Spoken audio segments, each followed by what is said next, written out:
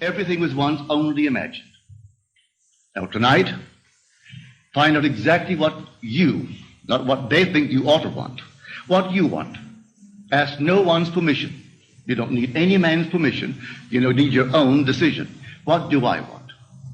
Now, what would it be like if it were true?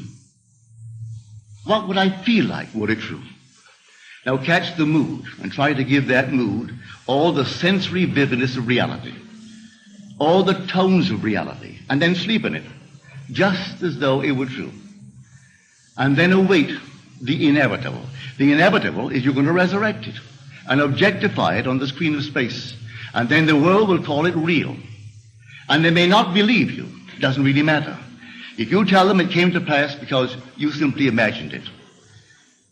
Now, they'll point to the series of events that led up to it.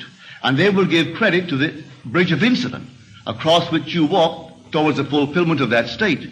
And they'll point out some physical thing that was the cause.